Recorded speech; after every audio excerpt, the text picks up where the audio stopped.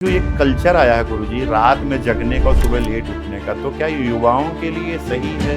आज का युवा जो है वो देर में सोता है और देर तक उठता है। ये थोड़ा सा नुकसानदायक है। उन्होंने आपके धर्म शास्त्रों को जब लेकर यहाँ से गए और देखा कि इसमें सनातन का गूढ़ रहस्य छुपा है, इसमें तो इसी में पूरा संसाधन है, पूरा संसार है, और उसका पूरा मंथन करके उन्होंने परोस को आपको दे दिया। क्या उस समय जब ऋषि मुनि रहते थे, वो उस समय उन रथों को उड़ाते थे, मन की गति से भी, मन की गति से निर्माण चलते चलता थे। था। कि सनातन वो धर्म है जिसमें कि पूरे ग्रहों की, सूर्य की गणना है, ग्रहण कब लगेगा, जैसे ही बच्चे का जन्म होता है और जन्म होते से ही हम पंडित जी के पास जाते हैं, वो पंचांग देखकर बताते हैं कि इस बच्चे के साथ जो है इस वर्ष में ये घटना होगी, उस वर्ष में ये घटना होगी। हमारा ये सनातन है। नमस्कार दोस्तों, आपने देखा होगा कि लगातार हमारे इंडिया में यूथ और बहुत सारे एक कुनबा ही आज की डेट में पॉडकास्ट और बहुत सारे कंटेंट्स को लेके एक विचारों को एक दूसरे से आदान प्रदान करके एक माध्यम बना लिया है, जिसको हम आज तक पॉडकास्ट या हम एक सामान्य वार्तालाप के तौर पे देख रहे हैं। पर आज का जो युवा है, जेन जी है, वो काफ़ी इसको पसंद कर रहा है और इसके माध्यम से बहुत सारी चीज़ों को खुद फॉलो अप कर रहा है। तो इसी उद्देश्य को लेकर हम और हमारे गुरुजी हैं जो साथ में हैं आज मेरे, उनके एक मार्गदर्शन पर बहुत दिनों पहले एक रूपरेखा बनी थी। उस रूपरेखा के आधार पर हमने एक पॉडकास्ट के पहले उसको पेटेंट किया और उसको जो सरकारी प्रक्रिया थी, उस प्रक्रिया को पालन करते हुए उसको रजिस्टर्ड कराया, जिसका नाम है गुरुजी। गुरुजी एक रिलीजियस संबंधित वो पॉडकास्ट है जो पूरे देश-विदेश और हमारे लोकल ल क्षेत्र पे रह रहे सभी वो हमारे समाज के लोग, जिन्होंने किसी तरह समाज और व्यवस्थाओं से, देश की चिंता से प्रभावित होकर अपने गृहस्थ या पारिवारिक जीवन को छोड़ समाज कल्याण के लिए एक अलग दुनिया चुनी। वो एक विचारधारा चुनी। आपने देखा होगा पूरे विश्व में एक विचारधारा है जो अपने आप में वैश्विक या हमारे समाज कल्याण के लिए काम करती है। उसी विचारधारा में आज हम एक वार्तालाप करने जा रहे हैं।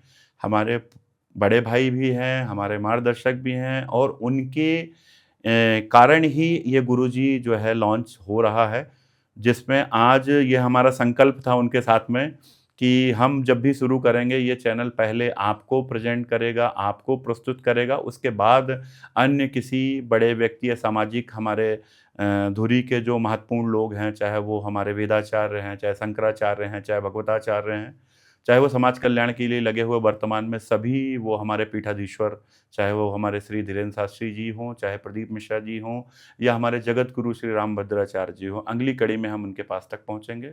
पर ये हम आज शुरू करने जा रहे हैं अपने श्री परम मित्र, बड़े भाई, मार्गदर्शक, गुरु श्री अनिलानंद महाराज जी के साथ में। नमस्कार अनिलानंद जी, आपके साथ में हमें बहुत सुखद अनुभव रहा। पूरे जीवन का एक हमारा जो साथ था, जिसमें आपकी विचारधाराएँ और आपकी व्यवस्थाओं को जानने का मुझे अवसर मिला और आपसे प्रभावित होके मैंने भी बहुत सारी चीज़ें अपने आप में लाई और उसको आज पालन के रूप में प्रदेश में लेके आ रहा हूँ। तो आपके संकल्प से आज ये गुरुजी चैनल पॉडकास्ट पहला प्रथम संस्करण चालू करने जा रहा है। तो मैं आपके साथ हूँ। आप पता चला आपका स्वास्थ्य भी खराब है, पर आप मेरे एक आग्रह पर अपना समय निकाले, उसके लिए तो आपका बहुत-बहुत पहले धन्यवाद ज्ञापित करता हूँ। पर उसके बाद मैं छोटा-सा गुरुजी का जीवन परिचय और गुरुजी से ही इस विषय में पूछूँगा। तो गुरुजी ज़्यादा बेहतर बता पाएँगे और उनके शब्द से जो चीज़ें आपको समझने को मिलेंगी, मुझे लगता है वो ज़्यादा बेहतर होंगी। तो गुरुजी, मैं ये जानना चाहूँगा कि आप उत्तराखंड के पौड़ी गढ़वाल से आते हैं और आप एक सामान्य परिवार से थे। आपके 5 भाई-बहनों 5 भाई और 2 बहनों में आप सबसे छोटे थे और आपका परिवार भर पूरा परिवार था। पर अचानक आप कैसे इस परंपरा में आए और आप उदासीन मठ को चुना और मध्य प्रदेश में आकर एक गृहस्थ को छोड़ के सन्यास की तरफ आना, एक क्या उद्देश्य था? तो आज मैं चाहूँगा कि आप हम जो वार्तालाप करें, इससे हमारे समाज को, युवाओं को, युवतियों को और हमारे भाई-बहनों को मैसेज जाए कि आपने जो ये संकल्प लिया, ये परंपरा सदियों से चली आ रही है। तो आप अचानक कैसे इस तरफ अपने गृहस्थ को और व्यवस्था को छोड़ के एक सन्यास की व्यवस्था में आए और एक आप संकल्प और एक कड़ा संकल्प चुना, जो अपने आप में मानव जीवन में बहुत कठिन एक संरचना है और बहुत कठिन यात्रा है। जी। ओम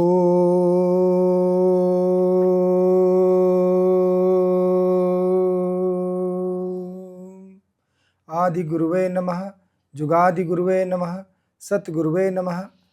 मैं आपके इस पॉडकास्ट चैनल के माध्यम से आपको बहुत बहुत साधुवाद देते हुए, चूँकि आपका जो भाव मैंने देखा और पिछले कई वर्षों से जो मैं आपके भाव को पढ़ रहा था, उस भाव में आकर आपने अपने कार्य के साथ में समाज कल्याण में धर्म शास्त्रों को पढ़कर और धर्म किस प्रकार से आज जब सनातन पे जब आघात होने की कोशिश होती है और उस समय हमारे आप जैसे युवा उस सनातन को सीढ़ी लेकर खड़े होकर और उसका सहयोग करते हैं, तो हम अपनी समस्त भावों के माध्यम से आपको बहुत बहुत धन्यवाद ज्ञापित अर्पित करना चाहते हैं, क्योंकि आज हमें इसी युवा की इस समय आवश्यकता है, क्योंकि जब पूरा विश्व जो है वो एक तरफ खड़ा हो और सनातन को टारगेट किया जा रहा हो, और जब ऐसे युवा जब सामने आए, तो तब हमारे जो भारत देश है उसको विश्व गुरु बनने के लिए कोई नहीं रोक सकता। मेरी जीवन की जो यात्रा थी वो, क्योंकि आपको बहुत कुछ मालूम है कि नहीं है, लेकिन बाल अवस्था से जब हम यहाँ से, उत्तराखंड में मेरी जन्मभूमि है, उत्तराखंड के पौड़ी गढ़वाल के एक ज़िले में जो है वहाँ हमारा जन्म हुआ, और जन्म के साथ साथ वहाँ की जो परंपराएं और वो थी, वो आज भी हमारे कई लोगों के मन में ये भाव होता है कि उत्तराखंड का अगर कोई व्यक्ति है तो उसको वो हॉनेस्ट की दृष्टि से देखते हैं, मतलब एक ईमानदार की दृष्टि से देखा जाता है। ये मैंने पूरे भारत भ्रमण करके एक चीज़ पाई है। मैं सौभाग्यशाली हूँ कि उस देवभूमि में मेरा जन्म हुआ, और देवभूमि में जन्म होने के साथ साथ मैंने सभी जितने हमारे सनातन के तीर्थ हैं, जहाँ जहाँ जो मठ हैं, सभी का भ्रमण किया, और भ्रमण करने के बाद में ये मेरे संन्यास परंपरा की पहली भ्रमण हो चुका था, क्योंकि पूज्य गुरुदेव के साथ में मैंने पूरे भारत का जब भ्रमण किया और देखा कि हमारे अलग अलग पंथों के द्वारा, अलग अलग समाजों के द्वारा जो ये रीति रिवाज, जो हमारे जो सनातन संस्कृति के जो कल्चर्स हैं, उन कल्चर में अलग अलग भांति के होते हुए भी हम लोग एक हैं। और ये बड़ी महानता है हमारे सनातन की कि अलग अलग रीति रिवाज, अलग अलग बोली भाषा, हर क्षेत्र की जाएंगे तो वहाँ की भाषा चेंज हो जाती है, भाषा चेंज के साथ साथ वहाँ के कल्चर्स चेंज हो जाते हैं, वहाँ के नियम चेंज हो जाते हैं, कहते हैं कि घटी पल चेंज हो जाते हैं। लेकिन उसके बाद भी देखिए, सनातन हम तो गारंटी के साथ कहते हैं ना, और हम किसी के कहने पे नहीं कहते, शास्त्रों में इसका उल्लेख है कि सनातन ही मूल है। बिल्कुल, बिल्कुल, ये हमने आपके बहुत सारे उसमें कार्यक्रमों में मैंने देखा है, और बहुत सारे युवा आजकल आपको प्रदेश में फॉलो कर रहे हैं, और एक अपने नई वो परंपरा चालू की जो पूरे प्रदेश में और प्रदेश के बाहर भी हिंदू सम्मेलन हो रहा है। तो ये प्रदेश के लिए और युवाओं के लिए ये सौभाग्यशाली समय है, जो वापस इनको जुड़ने का समय मिल रहा है और संस्कृत, धर्म और अध्यात्म को जानने का अवसर मिल रहा है।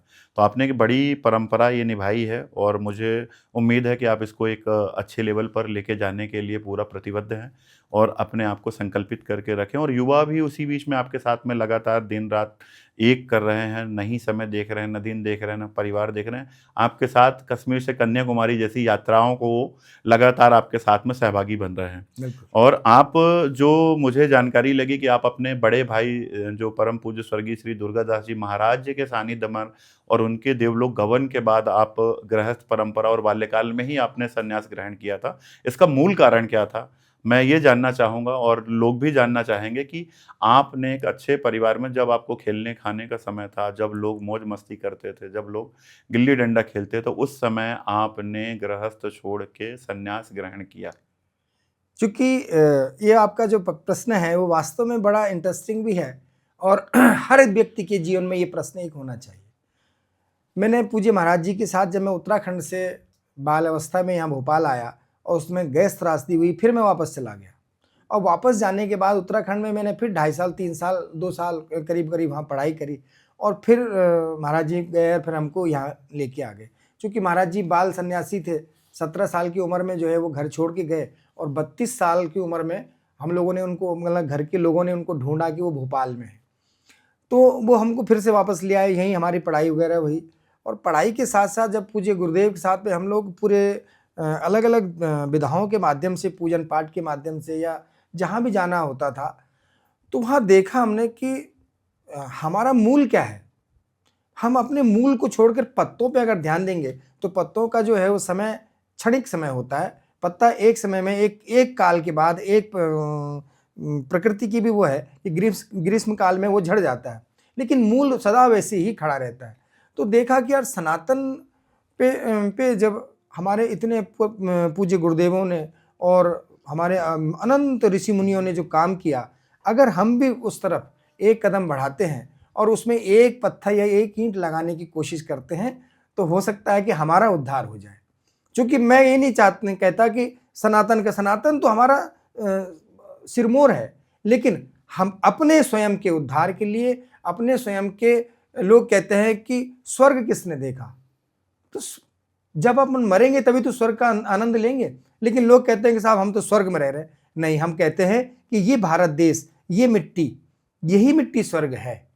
क्योंकि जिस मिट्टी में आप खेल रहे हैं, खा रहे हैं, जो आपको खाने को दे रही है, यही तो स्वर्ग का आनंद है। तो इसको सब, इन सब चीज़ों की विधाओं को जब हमने देखा और पूरा भ्रमण करके देखा, तो मुझे लगा, और पूज्य गुरुदेव जो है वो कम अवस्था में ही, उनके 58 साल की अवस्था में उनका देवलोक गमन हुआ, और फिर पूरे संतों ने जो है कहा कि जो है मेरा जो पुराना नाम था उस नाम को संबोधित करते हुए कि नहीं, इसका भाव तो बहुत अच्छा है, अगर उनकी जगह उत्तराधिकारी बनेगा तो यही बनेगा। तो सब लोगों की जो समाज, जब संत समाज इकट्ठा हुआ, कम से कम उस समय 1500 से 2000 संत आकस्मिक तौर से इकट्ठे हुए, और पूरे जो है उसमें जगत गुरु भी थे, महामंडलेश्वर भी थे, और उनमें से सब ने एक आवाज़ से, और मैं उस समय तो मैं भौचक रहा, लेकिन बाद में मुझे लगा कि आज मुझे वो सौभाग्य का अनुभव आज भी अनुभूति होती है कि उस समय उन संतों ने जब कहा कि अनिल ही इस काम को आगे बढ़ा सकते हैं। उसके बाद फिर आप जो है गद्दी में आके श्री अनिलानंद जी महाराज कहलाए। तो आपका जो मूल नाम था अनिल था, उसके बाद भरद्वाज गोत्र है। उसके बाद जब आप ये हमारे उदासीन अखाड़े के प्रमुख बने, तो आप सबके लिए, युवाओं के लिए एक प्रेरणा बने और अनिलानंद जी महाराज के तौर पे जाने जाते हैं। वर्तमान में अभी आप जो है अखिल भारतीय संत समाज के कार्यकारी प्रदेश अध्यक्ष भी हैं, और काफ़ी आपने प्रदेश में हलचल मचा रखी है। मतलब हम कहेंगे तो मध्य प्रदेश में आपका जो जिस तरह का सक्रियता दिख रही है, इसको हम किस परिप्रेक्ष्य में देखें? देखिए, मैं ये मानता हूँ कि जैसे कि हमारे धर्मशास्त्रों से किन लोगों ने सीखा, विदेशियों ने। जितने धर्मशास्त्र, आप ये बताइए कि लोग कहते हैं कि जनवरी से माह स्टार्ट होता है, हम नहीं मानते। ये चर्चा हम आगे करेंगे। लेकिन जब विदेशी लोगों ने हमारे धर्मशास्त्रों को लेकर और उनकी स्टडी करी, और उसमें से जैसे कि समुद्र मंथन हुआ और उसमें से अमृत निकला और 14 रत्न निकले, ऐसे ही विदेशी लोगों ने इस सनातन धर्म के सभी शास्त्रों का बड़ा मंथन किया, और मंथन करने के बाद जो है उन्होंने ये देखा कि संसार को किस प्रकार से चलाया जा सकता है। मैं हमारी जो यात्रा हुई और ये हुई, आज सनातन पे जब कुठाराघात कोई करने की कोशिश करता है, तो वहाँ मुझे लगता है कि इस व्यक्ति को, अगर मुझे कोई दोष ना लगे तो मैं इसकी गर्दन काट दूँ। मैं सनातन के लिए इतना पागल हूँ, और होना चाहिए, हर व्यक्ति को होना चाहिए। मैं तो हमारे युवाओं से आह्वान करता हूँ कि जिस धर्म में, क्योंकि धर्म ही सनातन है, जिसको हम सत्य सनातन धर्म कहते हैं, और उस पर जब कोई कुठाराघात करने की कोशिश करता है तो मैं किसी भी सूरत में उसको माफ़ नहीं कर सकता। आपने बहुत अच्छी बात कही, और ये वही भारत भूमि है जहाँ पूरा विश्व अध्ययन के लिए आया था, और मैं सहमत हूँ आपकी बात से। बिल्कुल आक्रमणकारियों ने हमारे देश का जो इतिहास था, जो हमारी परंपरा थी, उसको कहीं ना कहीं इन्होंने विलोपित करने की कोशिश की। और उत्तराखंड तपोभूमि के तौर पे कही जाती है, और वहाँ एक बहुत सुंदर स्थान है, जहाँ तक मुझे नॉलेज है, जहाँ पे मनाली बोला जाता है। पहले मनु का स्थान था, जहाँ पे घटोत्कच की माँ खुद रहती थी, जहाँ घटोत्कच खुद जन्म लिया है। तो उस स्थान के बारे में थोड़ा सा हम दर्शकों को, और हम चाहेंगे कि आप बताएं। और मनाली और जो देवलोक है, जिसको तपोभूमि हम कह रहे हैं, जीते जी, वो अपने आप में चारों धाम है। तो हम चाहेंगे कि थोड़ा सा आपके माध्यम से उसका हम भी रसास्वादन करें, और अपने कानों को अच्छा लगेगा हमें सुन के, और लोगों को भी प्रसाद मिलेगा। ये देखिए, अब जो कुल्लू और मनाली है, मनाली जो है वो हिमाचल और उत्तराखंड के मध्य में आती है। हिमाचल प्रदेश, चूंकि ये प्रदेश तो हमने आज ही बांटे, उस समय ये उत्तराखंड ही हुआ करता था पूरा। मतलब उत्तर भारत का जो स्वर्ग है वो उत्तराखंड है, लेकिन उसको दो भागों में जब बटा तो आधा हिमाचल प्रदेश में चला गया, आधा उत्तराखंड में चला गया। उत्तराखंड में जो 4 धाम है, वहाँ आप देखेंगे कि स्वर्गारोहण की व्यवस्था आज से कुछ समय पहले तक हमारे पूर्वज हमें बताते हैं कि दिखता था कि सीढ़ी लगी हुई है। हाँ, बिल्कुल, ये कई बार हमने सुना है कई भी जगह। मेरी दादी भी जब वो पूरे चारों धाम की एक यात्रा पे गई थी, पुराना एक समय होता था जब पूरा एक बस भरती थी और पूरे गांव के लोग इकट्ठा होते थे और बड़ी सुंदर परंपरा थी। हर घर से उनको हार, फूल, माला और कुछ पैसे दे के हम उनको व्यवस्था में भेजते थे और ये था कि वो चारों धाम की यात्रा करके आएंगे और वो संस्मरण हम बच्चों को सुनने को मिलता था। वो कहीं न कहीं मुझे लगता है कि अब वो कम हो गई है। वो देने वाली पीढ़ी कहीं न कहीं कम हुई है या हमने एक दूसरे को दिया नहीं है। पर आज भी मुझे याद है कि मेरी दादी कहती थी गुरुजी कि वहाँ आज भी स्वर्ग की जाने की सीढ़ी जो है दिखती है जब हम गए थे। तो क्या ये बात सही है? ये इस तपोभूमि से स्वर्ग का कोई मार्ग है या सनातन में इसके प्रमाण हैं? ऐसा कुछ आपको समझ में आता है? नहीं बिल्कुल आपने आपने जो बात कही ये वास्तविक सत्य है और इसको अगर कोई व्यक्ति अगर चैलेंज करता है तो हमारे साथ चले, हम दिखाएंगे उसे। आपको आप जब बद्रीनाथ से माणा की ओर और आगे जाते हैं, तपोभूमि की ओर जब जाते हैं तो वहाँ उस आज से कुछ समय पहले चूंकि क्या होता है कि धीरे धीरे ये हम कहते हैं कि कलयुग आ रहा है, तो जो सनातन संस्कृति की चीज़ें थी वो धीरे धीरे जब उनकी व्यवस्थाओं को लोग कहते हैं कि अगर आप मुझ पे भरोसा करोगे तो मैं विद्यमान रहूँगा, लेकिन जब लोगों का भरोसा कम होने वाला होता है तो ये चीज़ें भी विलुप्त होने लगती हैं और लोगों को इन आँखों से दिखाई नहीं देती। लेकिन आध्यात्मिक आँखों से अगर आज भी देखेंगे तो वो सीढ़ियाँ आपको आज भी दिखाई देंगी। और युधिष्ठिर जब पांचों पांडव स्वर्गारोहण के लिए गए थे तो उन्हीं सीढ़ियों के माध्यम से गए थे। और ये हम नहीं कह रहे, ये शास्त्र कहता है। हमारे यहाँ लोग कुछ भी कर लें लेकिन हमारे यहाँ सब चीज़ प्रमाणित है। हमारे धर्मशास्त्र में, हमारे सनातन धर्म में जितनी बातें हैं वो उसको किसी प्रमाण की आवश्यकता नहीं, क्योंकि वो स्वयं एक प्रमाण है। आप भगवान जहाँ बद्रीनाथ विराजमान होते हैं वहाँ अगर आप जाके देखेंगे तो वहाँ कितना ही व्यक्ति, किसी प्रकार का व्यक्ति उसके मन में कोई लोभ लालच हो, और अगर मैं गारंटी दे रहा हूँ कि अगर वो 5 दिन उसने वहाँ व्यतीत कर लिए और उस भाव में व्यतीत कर लिए तो वो व्यक्ति जब बद्रीनाथ से वापस लौटेगा उन 4 धामों से तो वो निश्चल होकर लौटेगा। चाहे उसको लोग कितना ही टारगेट करते हो कि ये व्यक्ति तो बहुत ही मतलब हमें अपने भाव में कहना नहीं चाहिए, लेकिन अगर वो वहाँ से 5 दिन व्यतीत करने के बाद और वहाँ से अगर लौट के आता है तो वो एक नया मानव उसमें उसके अंदर जन्म होता है और वो फिर सनातन के लिए, इस सृष्टि के लिए, इस मानव समाज के लिए अच्छे कार्य करने की कोशिश करता है। ये कई प्रमाण मिलते हैं। क्या बात है! आपने बहुत अच्छी बात कही, तपोभूमि के बारे में हमें जानने को मिला और जो मनाली हमने बोला जहाँ मनुस्मृति का पूरा उल्लेख है उसके जीवंत प्रमाण हैं। मैंने भी एक यात्रा करी है अपने पूजा पाठ वैदिक वेबसाइट को लेकर, जिसमें हमने देखा मनुस्मृति का, मैंने वहाँ अध्ययन किया। घटोत्कच जिस घर में जन्म लिया था उस जगह को मैंने विधिवत देखा और वहाँ खुद थोड़ी देर ध्यान किया। तो मुझे वाक़ई उस जगह में सभी जगह में जहाँ पे लोगों ने तप किया, भगवान स्वयं विराजमान रहे, उस स्थान में एक अपने आप में बहुत ही ज़्यादा एनर्जी, पॉजिटिव फील होता है। कुछ देर के लिए हम अपने आप को भूल जाते हैं। तो मैं ये बस एक आपसे छोटा-सा सवाल है, मेरे मन की जिज्ञासा थी कि जब आप इन सब चीज़ों में गृहस्थ छोड़ के सन्यास की ओर आए, तो ऐसा क्या कारण हुआ और आप कैसे सहज तैयार हो गए कि मैं बिल्कुल तैयार हूँ और मैं परिवार छोड़ के मैं ये सन्यासी जीवन व्यतीत करूँगा? और क्या-क्या कठिनाइयाँ हुईं? आपका मन कभी बीच में डोला कि मैं वापस चला जाऊँ, ये सब बेकार है, संघर्ष बहुत कठिन है? ऐसा कुछ हुआ कि मम्मी-पापा की याद आ रही है, माता-पिता के पास जाना है या बहनों के पास जाना है? नहीं, चूँकि ये जो सवाल पूछा आपने ये हमारे जीवन के लिए बड़ा कठिन सवाल है, क्योंकि हम लोग ऋषि परंपरा को भी फॉलो करते हैं। और जब सन्यास के बाद जब जीवन यात्रा शुरू हुई तो उस जीवन यात्रा में वास्तविक बात तो ये थी कि एक बहुत जैसे पहाड़ चढ़ने की, जिसको लोग कहते हैं कि जो व्यक्ति चल नहीं पा रहा हो सही से और उसको कहो कि तुम्हें एक पहाड़ चढ़ना है, तो पहले तो जो मैंने अपने गुरुदेव के साथ सनातन को देखा और समाज को देखा तो एक उनकी आंखों से देखा था, लेकिन जब मैं अपने आंखों से देखने लगा और मैंने देखा कि लोगों के जो मनोभाव हैं वो किस प्रकार के हैं, क्या है, तो मेरा वास्तविक मन विचलित हो गया था। और ये माई नर्मदा जी की उनकी कृपा है और मैं तो उन पे ही मैं तो अपनी जननी उनको मानता हूँ।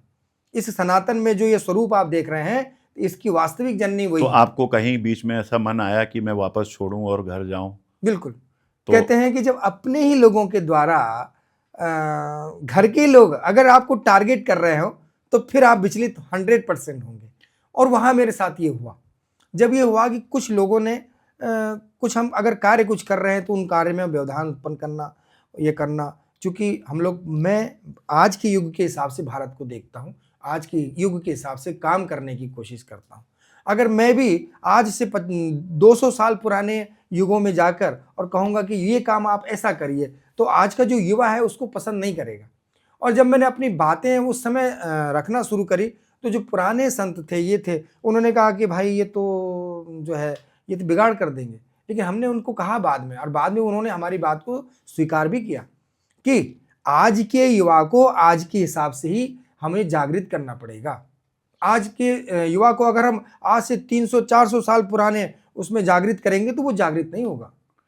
तो आप ये समझ रहे हैं कि लेकिन उनको जो आज का आपने देखा होगा कि एक नया शब्द निकल के आया है, जो एक 14 वर्ष लीड है, 14 वर्ष के बाल अवस्था से लेके हम 22-25 वर्ष को जिसको हम बोल रहे हैं, जी, आजकल जेन जी बोला जाता है। तो आप ये जेन जीस के जो समझ पा रहे हैं, तो ऐसा नहीं लगता है गुरुजी कि कहीं न कहीं ये संस्कार और व्यवस्थाओं से एक गैप आया है 2000 के दशक का, जो अपने ये मूल मार्ग में मतलब कहीं न कहीं मिस कर दिया है?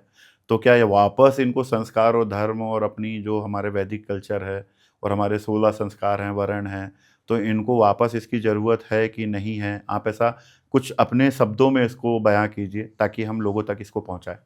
देखिए कहते हैं कि हवा जिस तरफ चल रही हो ना, अगर उसके विपरीत जाने की हम कोशिश करते हैं तो सूखे पत्ते की तरह उड़ा दिए जाते हैं।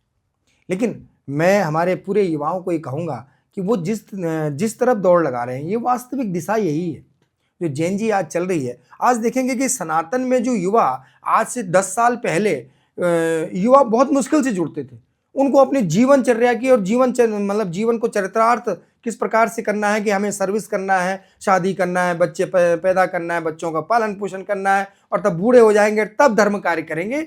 ये आज से 10 साल पहले की लोगों की जो सोच थी, उस सोच को मैं उन युवाओं को और उन युवाओं के समस्त क्रियाकलापों को बहुत बहुत साधुवाद इसलिए देना चाहता हूं कि उन्होंने कहा वो आज ही युवा अवस्था में ही धर्म कार्य में लग गए।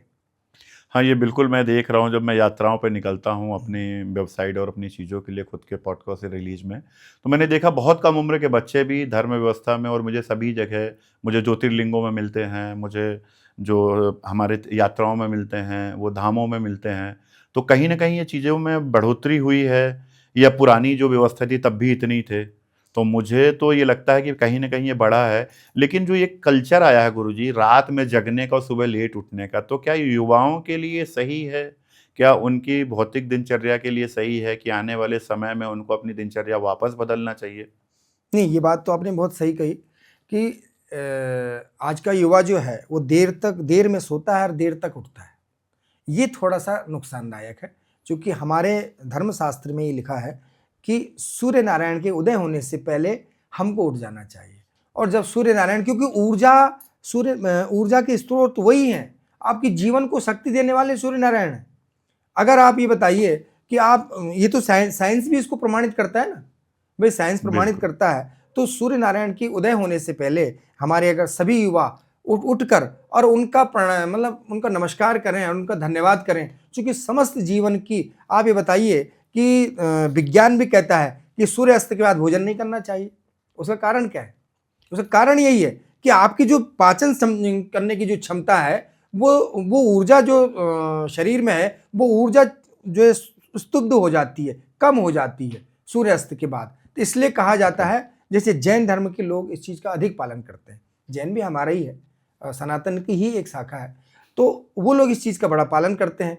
तो हमें भी सभी युवाओं को ये करना चाहिए कि सुबह प्रातःकाल उठ जाएं, और प्रातःकाल उठ के भले दिन में 1 घंटा रेस्ट कर सकते हैं शरीर को, क्यों? चूँकि 8 घंटे चलाने के बाद अगर शरीर को आपने आधा से पौन घंटा रेस्ट अगर दे दिया बिल्कुल मनोभाव से और दिमाग के आधार पे, तो ये मान के चलिए कि अगले 8 घंटे आपके फिर वही ऊर्जा भरे हुए होते हैं। अच्छा, जो ये अंग्रेजी का एक कल्चर आया है भारत में, हमारे पाश्चात्य सभ्यता को लेकर हमारे भारत में एक व्यवस्था ऐसी आई है जो हिंदी और अंग्रेजी को मिलके मुझे ऐसा लगता है कि हिंग्लिश बन गई है। ना बच्चा वो प्रायः हिंदी में है, ना अंग्रेजी में है। तो क्या ये व्यवस्था सही है? और हम तो ये समझते हैं कि अंग्रेजी का ज्ञान होना बिल्कुल ज़रूरी है। लेकिन हमारे बहुत सारे शंकराचार्य जो विवेकानंद जी खुद विश्व सम्मेलन में गए, और वहाँ पे इन्होंने संस्कृत में वाचन करके, हिंदी में वाचन करके भारतवर्ष का नाम रोशन किया। तो वर्तमान में जो बच्चा या फैमिली या उनके माता-पिता, ख़ास तौर से जेन ज़ीज़ को हमने देखा होगा कि आज वो हिंदी के शब्द नहीं लिख पाते हैं और दिन भर वो सिर्फ़ इंग्लिश में ही बातें करते हैं। तो क्या ये बेसिक व्यवस्थाओं से अपने बाहर जा रहे हैं? क्या ये व्यवस्था सही है कि अंग्रेजी मतलब इतना कल्चर है कि हम अपनी मातृभाषा या अपनी परंपरागत भाषाओं व्यवस्थाओं को जीवन में अवधारण ना करें? या भारत की शिक्षा में अनिवार्यतः ये अनिवार्य हो, लागू हो? ऐसा इस बारे में आपका कुछ विचार है कि ये व्यवस्था क्या सही है कि पूरी तरह हम इस पैटर्न को ही लागू करें? नहीं, ये बात तो सही है कि लेकिन भारत देश का एक दुर्भाग्य रहा कि पहले मुगलों के उसमें ये गुलाम रहा और उसके बाद बहुत सारी चीज़ें मतलब 10वीं शताब्दी के बाद से भारत की स्थिति जो है वो बिगड़ने से लगी। पहले मुगलों ने इसको गुलाम किया और अपने हिसाब से उन्होंने सारी धर्म चीज़ों को और इन चीज़ों को लागू कराने की कोशिश करे, लागू करी भी। उसके बाद अंग्रेज आ गए। अब अंग्रेज़ों ने वो क्यों, चूँकि पूरी तरीके से पूरी संस्कृति को, पूरी सभ्यता को उन्होंने कैप्चर कर लिया और कैप्चर करा तो उस समय जितने राइटर्स थे, जितने लोग थे, उन्होंने सब यही प्रमाणित किया कि अगर अंग्रेजी है तो ही आपका जीवन है। और ये लोग आज भी मानते हैं, लेकिन ये गलत है। ऐसा है, अंग्रेजी आपको किसी से संवाद स्थापित करने के लिए तक तो ठीक है, लेकिन उसको आपने जीवनचर्या में, जीवन चरित्रार्थ में कर दिया तो ये तो वो नहीं है, ये संभव नहीं है। इसका मतलब ये है कि हमें अपने आंगन का पेड़ तो अच्छा नहीं लग रहा है, लेकिन दूसरे के आंगन में जो पेड़ खड़ा है हम उसकी दिन भर तारीफ कर रहे हैं। ये मनुष्य का स्वभाव हो गया। तो मेरा ये है कि हमारी सनातन संस्कृति, और ये बताइए आप कि ये अंग्रेज हैं कौन? वो आपकी संस्कृति का ही एक अंग है। आपकी संस्कृति को ही लेकर वो लोग गए और उन्होंने उस पर शोध किया। हमने शोध करना बंद कर दिया। हमने जो है दूध पीना स्वीकार किया, लेकिन उसको मंथन करके मठा बनाया और दही और मक्खन निकालना बंद कर दिया। उन लोगों ने उस दूध का शोधन किया और मतलब सामाजिक तौर पे, और दूध का शोधन करने के बाद उसमें से मक्खन में निकाला और घी भी निकाला। और आज आप देखें कि हमारे संस्कारों को, हमारे शास्त्रों को वो लोग हमें परोसते हैं और हम बड़े उसके मतलब जिज्ञासा से उसको देखते हैं कि अरे वाह, ये तो बहुत अच्छा है। लेकिन हम ये देख नहीं रहे कि चीज़ किसकी है हमारा ही। ये तो ऐसा हो गया कि हमारे एक पुराने मकान, हमारा मकान था पुराना सा, और उसको हमने पुताई उताई नहीं करी, रेनोवेट नहीं किया, लेकिन उन लोगों ने उसको रेनोवेट किया और आपसे रेंट लेने लगे। 10,000 रुपए प्रतिदिन का आपसे रेंट लेने लगे। ये इसी प्रकार की संस्कृति है। मतलब हमारी चीज़ें ही हमें परोस दी जी। और हम कहीं ना कहीं इस चीज़ को एक्सेप्ट कर रहे हैं और ये भूल गए हैं कि हमारा ही वो घर था। बिल्कुल। और ये जो भाषा है, जिस भाषा से ही पूरी भाषाओं का जन्म हुआ, जिसको हम प्राकृत भाषा के तौर पे जानते हैं, या प्राकृत भाषा से ही संस्कृत और बाकी सब भाषाओं का जो चयन हुआ है, तो ये वापस हमारे युवाओं को ये मैसेज है कि हम वापस अपनी इन भाषाओं के बारे में जानें।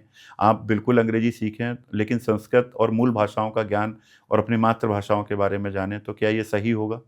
बिल्कुल सही बात है। आप देखिए, जो वैज्ञानिक हैं आज भी, जो पुराने वैज्ञानिक, आप उनसे कभी अगर आप बातचीत करेंगे तो उनकी बातचीत में ही निकल के आ जाता है कि अगर संस्कृत तो मूल भाषा है ना, वो तो सूत्र है, और अगर आपके पास सूत्र नहीं है तो आप जो है गणित का कोई भी सवाल हल नहीं कर सकते। इसलिए संस्कृत को, और हमारी जो देवनागरी भाषा है और जो सनातन संस्कृति की भाषाएं हैं, चूँकि मूल भाषाएं यही थी, ये लोग तो इन लोगों ने अपने जीवन को जीने के लिए कहते हैं कि हालांकि हमारे भारत देश की विविधता में एकता, इसको कहते हैं कि अलग अलग, जैसे पूरे भारत देश में हम जाते हैं तो जैसे पंजाब चले गए तो पंजाब कल्चर आ जाता है, वहाँ की भाषा आ जाती है, गुजरात गए गुजराती आ गई, महाराष्ट्र गए मराठी आ गई। विविधता में एकता है। और ये था। लेकिन अंग्रेजी सभ्यता, पश्चिमी सभ्यता जो है, चूँकि आजकल एक बड़ा वो है, और हमारे युवाओं को इस चीज़ को समझना चाहिए कि जैसे एक बॉल होती है, उसको जितना हम दबाएंगे वो उतनी फूलती है।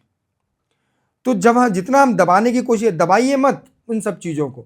जो पश्चिमी सभ्यता है वो घृणा करने के योग्य तो है, लेकिन अगर घृणा करके, क्योंकि अपने आप के समस्त मानव जाति के जीवन में वो इतनी अंदर तक उतर आई है कि उसको धीरे धीरे ही, और व्यक्ति खुद धीरे धीरे उसको दूर कर रहा है। आप आज देखेंगे कि कई हमारे युवा जो है वो बड़े बड़े अफसर बने, और ये क्या, जब उनको ज्ञान हुआ कि पीछे पटल में हमारे ये है, तो वो तत्काल प्रभाव से वापस आए और उसी क्रिया में चलने लगे। अभी पिछले कई वर्षों से हम देख रहे हैं कि संस्कृत भाषा को स्पेशलाइजेशन करके बहुत सारे हमारे भारत के बच्चे यूपीएससी में लगातार आ रहे हैं। बीच में आपने एक दौर देखा था जब उर्दू को लेकर, सब्जेक्ट लेकर पर्टिकुलर एक समाज के लोग मतलब हमें लगता है कि 2000 के दशक से लेकर और 2010 के बीच में बहुत सारे मुस्लिम बच्चे यूपीएससी में आए। तो वर्तमान में ये परंपरा में अभी देखा है कि बहुत से बच्चे जो है यूपीएससी में संस्कृत को चुनकर और भारत का कहीं प्रशासनिक सेवा में प्रतिनिधित्व कर रहे हैं। तो उनसे भी आप ये क्या अपील करेंगे कि आप जिस ज़िले में जाते हैं उनमें उनको बच्चों को, युवाओं से उनका रोज़ संवाद होता है, मुलाकात होती है, तो क्या उनको इस टाइप के प्रोग्राम या इस टाइप के कार्यक्रम उनको करना चाहिए या वहाँ पे उस ज़िले में ये बताना चाहिए कि हमारी भाषाओं का प्रचार-प्रसार हो? बिल्कुल मेरा जो जो लोग इस तरह प्रभावशाली रहे और अगर आज वो किसी इस जगह पे स्थापित हैं और कुछ करने की योग्य हैं, तो मेरा उनसे सदैव आग्रह रहेगा कि आप उन युवाओं को भी उस तरफ मोटिवेट करिए कि यही रास्ता सरल है। आप देखेंगे कि संस्कृत भाषा के माध्यम से आप, हम ये नहीं कहते कि हम कह रहे हैं तो आप मानिए, आप प्रमाण देखिए ना। आज हम हवाई जहाज उड़ा रहे हैं, क्या उस समय जब ऋषि मुनि जब हमारे रहते थे, हाँ। वो उस समय उन रथों को उड़ाते थे, मन की गति से भी मन की पुष्पक गति से विमान चलते थे, चलता था, बिल्कुल। हैं? जैसे रावण का पुष्पक विमान जो वो मन की गति से चलता था, ऐसे कई रथ थे जो सामान्य तौर पर ऊपर उड़ते थे। आज जिस प्रकार से हम हेलीकॉप्टर और ये हवाई जहाज देखते हैं, ये उस समय हमारी संस्कृति थी और हमारी संस्कृति और उन्हीं सूत्रों ने, उन्हीं उन्हीं उसी ज्ञान और विज्ञान ने उस चीज को उस समय किया। और मैं कहता रहा हूं आपसे कि खोज करने वाले कौन? हवाई जहाज के अंग्रेज। उन्होंने आपके धर्मशास्त्रों को जब लेकर यहाँ से गए और देखा कि इसमें सनातन का गूढ़ रहस्य छुपा है, इसमें तो इसी में पूरा संसाधन है, पूरा संसार है, और उसका पूरा मंथन करके उन्होंने परोस को आपको दे दिया वो। और आप बड़े सहर्ष स्वीकार उसको कर रहे हैं कि नहीं साहब, ये तो हम तो आभार हैं फलाने के, तो उन्होंने हवाई जहाज बना के दे दिया या हेलीकॉप्टर बना के दे दिया। लेकिन नहीं, ये आपकी ऋषि मुनियों की देन थी उस समय। आप आज देखते हैं कि ये मिसाइलें जितनी प्रकार की चल रही हैं, जितनी मिसाइलें चल रही हैं, क्या आप उस समय जितने ब्रह्मास्त्र होते थे, पाशुपतास्त्र होते थे, इस प्रकार के जो अस्त्र होते थे, और वो अस्त्र आपके जैसे कि आपने जो चैनल का और ये पूरा खोला पूजा पाठ वैदिक जो है, तो उस समय इसी माध्यम से उन चीज़ों का जो है शोधन किया जाता था और उन चीज़ों को प्रकट किया जाता था, शोधन करके प्रकट किया जाता था यज्ञ हवन के माध्यम से। लोगों ने कहा कि महाराज जी हवन करने से क्या होगा? हमने कहा हवन करने से क्या होगा? तो कुछ लोगों ने कहा कि महाराज जी हो सकता है कि आत्म कल्याण तो हो ना हो, लेकिन वातावरण में अनुकूलता हो जाएगी। लेकिन उसी समय एक व्यक्ति ने हमसे जब प्रश्न किया था, और जब कोरोना काल आया, तो जब वैदिक संस्कारों के माध्यम से, और मैं धन्यवाद आपको देता हूं कि आपने हमारे एक कहने पे, और ये चीज जो पूरे सनातनियों को आप देने वाले हैं पूरे विश्व में, ये एक बहुत बड़ा मंत्र है। उन लोगों ने वो प्रमाणित किया कि गाय का उपला, गाय का कंडा, गोबर का जो कंडा, उस कंडे में कई लोगों ने घी डाला और अग्निहोत्र किया, हवन किया। जिन लोगों, चूंकि भाई हवन करने के लिए मंत्रों की थोड़ी आवश्यकता होती है, करना भी चाहिए कि देवों का आह्वान होता है, लेकिन जो नहीं कर सकता, अगर वो अग्निहोत्र करे तो गायत्री मंत्र से अग्निहोत्र कर ले। और उस गाय के कंडे में जब घी की उनने आहुति, 5 आहुति दी, और वो जो इन्वायरमेंट है, तो इस विज्ञान ने इसको प्रमाणित किया कि उस गाय के घी के द्वारा, मतलब वो भी एक हवन है, अग्निहोत्र है, और उसके द्वारा प्रमाणित किया हुआ, वो विज्ञान के द्वारा प्रमाणित हुआ कि इससे पूरा जो क्लाइमेट है उसमें ऑक्सीजन की मात्रा बढ़ गई। ये शक्ति है अध्यात्म की। तो आप ये जो कोविड में हमने सुना कि हमारे भारतवर्ष में, पूरा विश्व इसमें काल कल्पित हुआ, और एक भारत भूमि है जिसमें हमारे यहाँ पे रोड में बैठे व्यक्ति, कोई पागल, कोई हमारा रिक्शा वाला जो जिसके पास खाने का ठिकाना ना हो, फुटपातिया जिसको हम बोलते हैं, या गांव में रहने वाला जनजाति हमारा भाई, ये मेरे पास भी ऐसा है कि ऐसा इस प्रकार का कोई भी व्यक्ति काल कल्पित नहीं हुआ। तो आपकी भाषा में बहुत अच्छा मैसेज है कि हम ये शरीर जो है बताते हैं 5 तत्वों से मिलके बना है, और ये 5 तत्वों से कोई भी एक तत्व हटा दो बॉडी से तो अपने आप भी एक संक्रमण या एक क्रॉनिकल डिसीज़ की तरफ चला जाता है। तो आप ये कोविड में भारत ने इसमें प्रमाण भी दिया कि हमारे ऐसे लोग जो हैं एक भी जो है इसमें नहीं गए। हमारे अंतिम संस्कार में शमशान घाट में रहने वाले जो हमारे साथी भाई थे, उन्हें शमशान घाट में दाह क्रिया कराना, पूरी व्यवस्था करना, जबकि उसमें परिवार भी छूट जाता था, फिर भी वो उस बॉडी को वो करके और पूरे संस्कार पूरे कराए, और फिर भी वो सुरक्षित रहे। तो कहीं न कहीं ये प्रकृति और ये हमारे सनातन का ही मूल मंत्र कहा जाएगा कि आज भी वो हमारे सामने साक्षात्कार कर रहे हैं या हमसे रोज़ मिलते हैं। तो कहीं न कहीं वो जीवंत हैं, सुरक्षित हैं। तो ये बात मैं आपसे बिल्कुल सहमत हूँ। बीच में हमारी जो आपके साथ में एक लंबी यात्रा हुई, धार्मिक यात्रा हुई, पारिवारिक यात्रा हुई और प्राकृतिक यात्रा भी हुई। अब इस गुरुजी चैनल में हम एक और नया अभी एक हम देखेंगे कि देश में बहुत विवाद की स्थिति में आए। जो ज्योतिषाचार्य के शंकराचार्य या उस मठ के शंकराचार्य श्री अभिमुक्तेश्वरानंद जी महाराज का काफ़िला रोक लिया गया संगम स्नान के समय। तो ये जो बात बहुत तूल पकड़ी और पूरे देश में एक माहौल बना कि साधु संतों के साथ अपमान हो रहा है। तो इस घटना को आप किस रूप में समझते हैं? किस रूप में देखते हैं कि इसमें कोई राजनीतिक एंगल है कि ये एक जानबूझ के की गई घटना है? देखिए, अगर व्यवस्था आप बनाते हैं तो उस व्यवस्था का पालन आपको पहले स्वयं करना पड़ता है। कोई भी व्यवस्था हो, चाहे सांसारिक व्यवस्था हो, चाहे किसी प्रकार की कोई भी व्यवस्था हो, जब हम व्यवस्था बनाते हैं तो उस व्यवस्था का मतलब सशस्त्र पालन मुझे भी करना पड़ता है। पूज्य शंकराचार्य जी, अभिमुक्तेश्वरानंद जी महाराज जी को उस समय ये चाहिए था कि वो प्रशासन को विधिवत सूचना देते कि हम इस टाइम में इतने बजे यहाँ से स्नान के लिए निकलेंगे। चूँकि माघ मेले में किसी प्रकार का शाही स्नान नहीं होता है, और उसमें शाही स्नान का अर्थ ये होता है कि आप शाही सवारी में जाएंगे, बग्गी में जाएंगे, उसमें घोड़े रहेंगे, ये रहेगा, जैसे कुंभों में शाही स्नान होता है। तो माघ मेले में शाही स्नान की कोई परंपरा नहीं है, तो वहाँ सबको सामान्य तौर पे उसमें जाना है। क्योंकि मार्ग पब्लिक, देखो क्या होता है कि जनता जनार्दन सर्वोपरि है, और अगर जनता जनार्दन का मार्ग अवरुद्ध होता है तो वो जनता भड़क उठती है और एक साथ जो है वहाँ कुछ व्यवस्था बिगड़ने की कोशिश होती है। मेरा तो ये मानना है कि उनको उस समय प्रशासन को सूचना देकर, और जैसे वो पैदल पथ यात्रा से जाते हैं उस समय उनको जाना चाहिए था। पूरे जितने संत गए, जितने और भी शंकराचार्य वहाँ आए, जगत गुरु आए, वो सब कब आए कब चले गए पता ही नहीं चला। लेकिन क्या होता है कि आपने वहाँ गए कि नहीं, सब हमारी पालकी वहाँ तक जाएगी और पालकी के साथ जो है 100-150 जो लोग हैं और वो एक साथ जाएंगे, और वहाँ जाके उसी पुल पे जो इमरजेंसी लैंडिंग के लिए एक पुल खाली रखते हैं, और उस पुल को जब खाली रखा गया तो आपको उसी पुल से प्रवेश करना था। अगर आप प्रवेश कर रहे हैं और खुदा न खास्ता, भगवान न करे, कोई ऐसी घटना घट जाए कि अफरा तफरी का माहौल हो, तो फिर क्या होता? तो इसलिए उनको उसमें विचार कर लेना चाहिए था। हालांकि जो व्यक्ति भगवा ओढ़ा हो, हम उसको हमेशा संत का दर्जा देते हैं, चाहे वो कोई भी संत हो। कहते हैं कि तुलसी का पौधा अगर एक समान होता है, पूरे पौधे की पूजा होती है, लेकिन पत्ता अगर छोटा तोड़ोगे या बड़ा तोड़ोगे, कहलाएगा वो संत ही, चाहे वो संत हो चाहे शंकराचार्य जी है। इस चीज़ का उनको थोड़ा सा ध्यान रखना चाहिए। बिल्कुल। तो मुझे भी मतलब आपसे मिलके एक क्लियरिटी आई और एक पारदर्शिता आई कि कहीं न कहीं ये कंट्रोवर्शियल था और ये समाज के हित में और संतों के हित में और जनता के हित में नहीं है। इससे कहीं न कहीं युवाओं में गलत मैसेज जाता है जो आपको फॉलो करते हैं। तो मैं सहमत हूँ आपसे।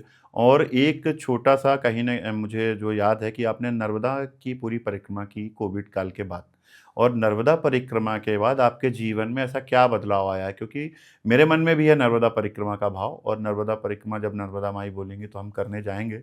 कैसे जाते हैं मुझे नहीं पता, पर आप अपने जीवन का हमें वो संस्मरण बताएँ जो नर्मदा परिक्रमा के बाद आपके जीवन में कुछ नया हुआ हो। देखिए, माई की जब हमने परिक्रमा करी तो कहते हैं कि मतलब हमने भी कुछ शास्त्रों में इसमें सुना भी था, पढ़ा भी है कि नारद जी जब पूरे इस विश्व में परेशान हो गए, क्योंकि नारद जी का कार्य ये था कि जो आजकल मीडिया का कार्य है, तो वो पूरे भ्रमण करके सभी लोगों को सूचना देते थे कि ये चीज़ होने वाली है, ये चीज़ हो रही ही है, उन्हीं के माध्यम से सूचना मिलती थी। तो जब वो थक गए एक बार, तो परमपिता ब्रह्मा जी के पास वो गए, चूँकि उन्हीं के पुत्र नारद जी, पूज्य नारद जी उनके ही, ब्रह्मा जी के ही पुत्र कहलाते हैं। और वो गए कि उन्होंने कहा कि महाराज मैं तो बहुत थक गया हूँ, अब मेरा कुछ ऐसा है कि मैं कुछ मतलब जब तब करना चाहता हूँ। तो उन्होंने कहा जब तब क्यों? जो बोले उसी से तो शक्ति मिलेगी। ये देवता भी जानते हैं इन सब चीज़ों को, मानव जानने की कोशिश करता है लेकिन करता नहीं। तो उन्होंने कहा कि ठीक है, तो कहाँ जाओगे? तो बोले ना, माई नर्मदा के किनारे में जाऊँगा। ये जब से जुड़ा हुआ है, नर्मदा जी को लोग एक सामान्य नदी मानते हैं, ये उन लोगों की भूल है। वो तो साक्षात जो है वो पालन करने वाली माई है। जब नारद जी ने ब्रह्मा जी से ये प्रश्न रखा कि मेरे को अब नर्मदा जी के किनारे पे जाके कुछ जप तप करना है और कुछ तपस्या करना है, तो तब ब्रह्मा जी ने दिव्य दृष्टि के माध्यम से उनसे कहा था कि आप जाकर देखो। तो सारे ऋषि मुनि जो अंतर्ध्यान होकर सूक्ष्म रूप में पूरी नर्मदा मैया के पूरे तटों पे बैठे हुए थे, जहाँ कमंडल से कमंडल लड़ रहा था। तो उन्होंने कहा कि भाई इतनी व्यवस्था वहाँ भंग है, तुम कैसे और कहाँ जाओगे, वहाँ तो तट खाली नहीं है। तो तब नारद जी को लगा, और उन्होंने, नारद जी ने भी माई नर्मदा की तपस्या करी। और नारद जी तो नारद जी हैं, वो तो आज भी विद्यमान थे, और इस सृष्टि तक, जब तक ये सृष्टि रहेगी, जब तक रहेगी। लेकिन उस माँ की परिक्रमा करने के बाद जो एक प्रेम की एक अनुभूति होती है, ऐसा लगता है कि हम साक्षात हमारी माँ की गोद में बैठे हैं। क्योंकि जब हम एकदम थके हारे परिक्रमा करके और किसी भी स्थान पे हम जाके खड़े होते हैं और बैठते हैं, तो सबसे पहले, अगर गर्मी के दिन है, तो एक ठंडे पानी का गिलास आता है। उस क्षेत्र के लोग नर्मदा किनारे वो सौभाग्यशाली हैं, जो नर्मदा माई के तटों पे जितने गांव में लोग रह रहे हैं, चाहे वो कोई भी कार्य कर रहे हों, किसी भी समाज या किसी भी जाति के लोग हों, वो बहुत सौभाग्यशाली हैं, क्योंकि उनको सौभाग्य के साथ साथ वहाँ उनका जन्म हुआ। और जो परिक्रमावासी हैं, क्योंकि परिक्रमावासियों को वो जल, भोजन, सब कुछ वो प्रदान करते हैं। और ये बताइए कि किसी तपस्वी को अगर आपने भोजन करा दिया या जल पिला दिया, तो वो उसके लिए वो सबसे मतलब उसके जीवन का सबसे महत्वपूर्ण कार्य होता है। मतलब सेवा परमो धर्म। सेवा परमो धर्म हमारे सनातन सेवा का ही धर्म है। लोगों ने, आप देखो सारी चीज़ें, मैं किसी को चैलेंज नहीं करता, लेकिन लोगों से कहता हूँ कि दोनों आँख खोलकर आप इस चीज़ में आप देखिए कि सनातन वो धर्म है जिसमें कि पूरे ग्रहों की, सूर्य की गणना है, ग्रहण कब लगेगा, कुंभ कब आएगा, इतने साल में, मतलब आपके जीवन में। आप ये बताइए कि जैसे ही बच्चे का जन्म होता है, और जन्म होते से ही हम पंडित जी के पास जाते हैं, वो पंचांग देखकर बताते हैं कि इस बच्चे के साथ जो है इस वर्ष में ये घटना होगी, उस वर्ष में ये घटना होगी, इस माह में ये घटना होगी। हमारा ये सनातन है। क्या दूसरे जो ये पंथ बने हुए हैं, वो इन चीज़ों को समझने की मतलब कोशिश नहीं करते। और हम वो समझे ना समझे, लेकिन हमारे युवाओं को ये समझना पड़ेगा कि सनातन धर्म वो गूढ़ रहस्य वाला धर्म है कि सब चीज आपके घर में ही समाया हुआ है। तो मैं कहीं ये समझ पा रहा हूँ कि एक मेरे दिमाग में भी है कि सनातन की शुरुआत भगवान श्री राम के समय से जोड़ी जाती है, और सनातन को भगवान राम के इर्द गिर्द ही माना जाता है। और दूसरा, उस समय बोला गया था भगवान राम की शादी के समय माता सीता से उनकी कुंडली मिलाई गई, उनकी सभी चीज़ें देखी गई, सभी गुण मिल रहे थे, सभी व्यवस्था नहीं मिल रही थी, लेकिन कहीं भी उनको वानप्रस्थ या संन्यास नहीं लिखा था। फिर ऐसा क्यों हुआ? क्या वो मैसेज देना चाह रहे थे समाज को? भगवान राम की ऐसी क्या प्रेरणा थी जो उनके साथ में पूरे गुण कुंडलियाँ मिलने के बाद, जो आप कुंडली की आपने बात कही, बच्चे का नामकरण की बात कही, तो उस कुंडली के मिलने के बाद भी उनको हमें वहाँ पे जंगल में क्यों जाना पड़ा? देखिए, भगवान राम जो है वो तो इस जीवन, इस संसार के लिए, और जब तक ये सृष्टि रहेगी, जब तक मर्यादा पुरुषोत्तम ही रहेंगे। क्योंकि जब साक्षात पालन करता ही धरती पे उतर कर आए, और उनको लगे कि व्यवस्थाएं बिगड़ रही हैं, और उन व्यवस्थाओं को ठीक करने, लेकिन ठीक कैसे की जाए, ठीक वो एक बाण से जो है पूरे सब ठीक कर सकते थे।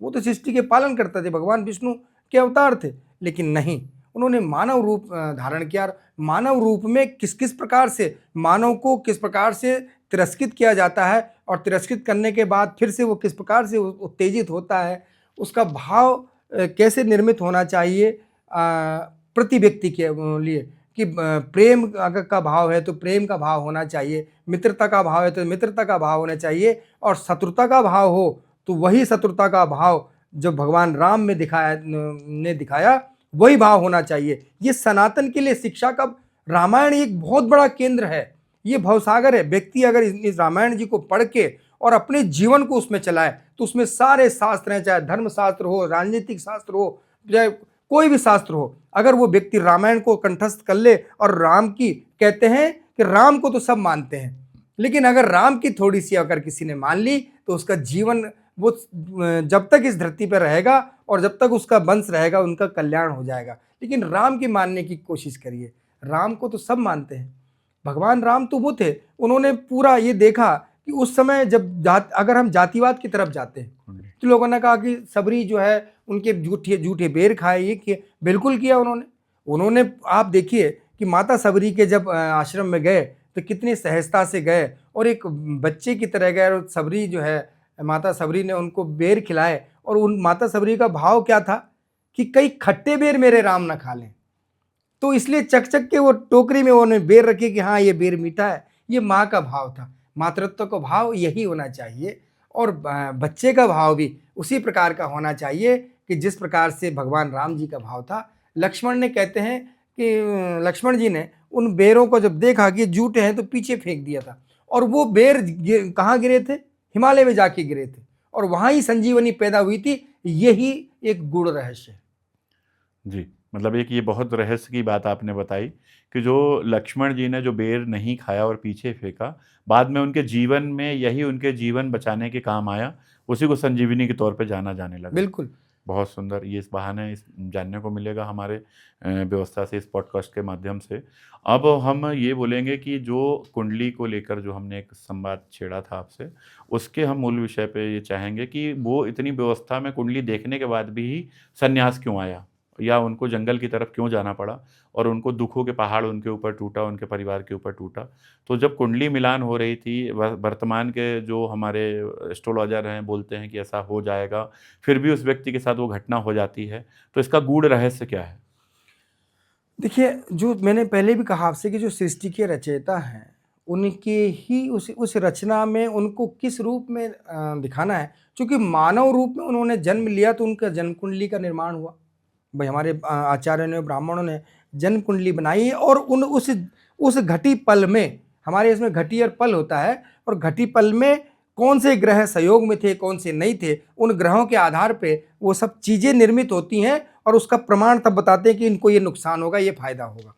तो जब वो मानव रूप में जब उन्होंने जन्म लिया तो विद्वानों ने उनकी जन्म कुंडली बताई और बहुत ही अच्छी बताई, लेकिन उनको चरितार्थ करना था ना, उनके जीवन, समाज के लिए कहीं प्रेरणा देनी थी। बिल्कुल समाज के लिए प्रेरणा देनी थी। वो जो जिस कार्य से आए थे, लोगों के बीच में और संसार को एकत्र करने के लिए। आज आप देखिए कि सबसे पहले अगर कोई धर्म ग्रंथ पूजा जाता है तो रामायण पूजी जाती है, घर घर में रामायण होती है, घर घर में होती है, और उससे प्रतिफल भी मिलता है। तो भगवान राम ने जब ये देखा कि यार अब हमें ये कार्य करना है, आप ये देखिए कि उस समय राक्षसों का बड़ा आतंक था। हाँ, ऋषि मुनियों को तपस्या करने में बहुत दिक्कत हो रही थी, और ऐसा सुनने में आता है कि सभी ऋषियों ने आग्रह किया था भगवान के पास या दशरथ जी के पास कि आप अपने, या हमारे जो उनके गुरु थे उनके पास, कि आप अपने इन शिष्यों को हमको सुरक्षा के लिए दीजिए, और वो सभी राक्षसों का संहार करके और हमारी जप तप को वापस सुचारू रूप से चलाएं। बिल्कुल। ऋषि विश्वामित्र जब आए वहाँ इनकी शिक्षा दीक्षा के बाद, तो इनको राजा दशरथ जी से कहा कि आपके दोनों पुत्र हमें चाहिए, राम और लक्ष्मण। क्योंकि वो जानते थे ऋषि, देखो हम संतों को इतने सरलता में अगर ले लेते हैं ना, लेकिन संतों को अगर आपने भाव से ले लिया, उसी अंदर की सरल बाहर की सरलता नहीं, अंदर की सरलता में से अगर आपने ले लिया, तो आपके अंदर भी वही भाव होगा। ऋषि विश्वामित्र जी जानते थे कि राम और लक्ष्मण ये दोनों ही जब जाएंगे तभी राक्षसों का संहार होगा। तो वो मांग कर ले जाते हैं राजा दशरथ से, और आप देखिए कि क्या सरलता थी। आज के युग के जो राजनेता हैं, उनके बच्चों को अगर हम मांगने गए कि भैया हमारे साथ भेज दो, नर्मदा मैया की कुछ वो करना है, कार सेवा करना है, ये करना है, तो वो कहेंगे नहीं भैया हमारे बच्चे तो विदेश पढ़ने जाएंगे। ये सीखना चाहिए भगवान राम के चरितार्थ से, राजा दशरथ जी के भाव से, कि उन्होंने जो जिन राम को वो इतना प्रेम करते थे, और उन्होंने ऋषि जी के कहने पे, विश्वामित्र जी के कहने पे, उन्होंने तत्काल प्रभाव से कहा कि भाई आप जाइए, सामाजिक कार्य करने के लिए आपकी आवश्यकता है। और जब वो ऋषि मुनियों विश्वामित्र जी जब उनको वन में लेकर जाते हैं, तब देखेंगे ताड़िका का दहन हुआ, बहुत सारे राक्षसों को, जो राक्षस जो है सुबाहु और मारीच को उन्होंने मारा नहीं। देखिए ये सब विधि का विधान है। हम लोग जो है, हम एक पिक्चर के पात्र की तरह कार्य कर रहे हैं। यही भाई विधि और विधि का विधान तो उसी का है।